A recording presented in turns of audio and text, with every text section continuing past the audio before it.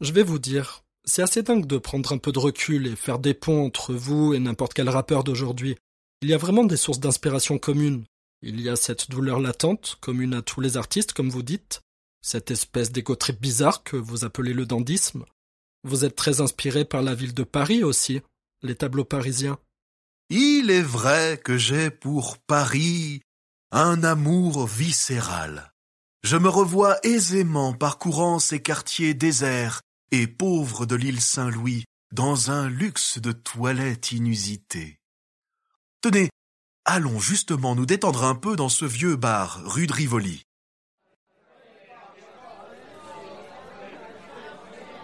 En fait, on pourrait même dire que certains rappeurs, trop nombreux encore, vous ressemblent jusque dans une certaine misogynie. C'est intéressant. Enfin, c'est pas franchement une fierté pour nos grandes références, les anciennes comme les modernes. J'ai lu des choses ignobles de votre part à propos des femmes. Oh, voulez-vous encore me faire un procès ? Ce n'est un secret pour personne. Tout le monde sait que j'ai d'odieux préjugés à l'endroit des femmes. Bah justement, j'essaye de vous faire prendre la mesure de l'influence que vous avez à mon époque.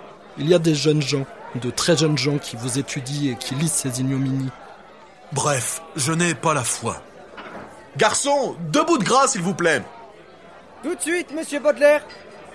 Vous êtes aussi un consommateur de drogue, l'opium, le hashish. C'est pour stimuler votre créativité. Le hashish, c'est un suicide. Un suicide lent, une arme toujours sanglante et toujours aiguisée. Aucun esprit raisonnable n'y trouvera à redire. Tenez, monsieur Baudelaire.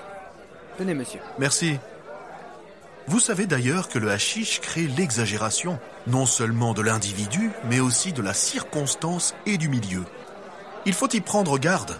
Le chagrin, l'inquiétude, le souvenir d'un devoir qui réclame votre volonté et votre attention viendrait sonner comme un glas à travers votre ivresse et empoisonnerait votre plaisir dans des proportions grandioses.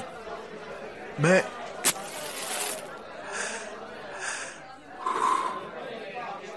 si toutes ces conditions préalables observées, le temps est beau, si vous êtes situé dans un milieu favorable, comme ce petit bar charmant, si de plus vous pouvez espérer un peu de musique,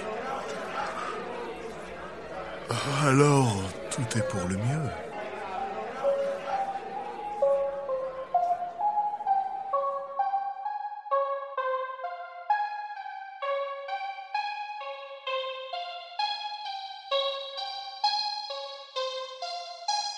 Le démon vous envahit. Inutile de regimber contre cette hilarité, douloureuse comme un chatouillement. D'abord, il se manifeste une finesse nouvelle, une acuité supérieure dans tous les sens. Les yeux visent l'infini, l'oreille perçoit des sons presque insaisissables au milieu du plus vaste tumulte. C'est alors que commencent les hallucinations.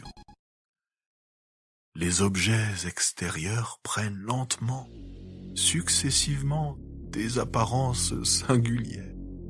Ils se déforment et se transforment.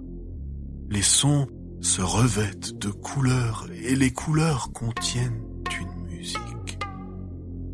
Les mots les plus simples, les idées les plus triviales prennent une physionomie bizarre et nouvelle.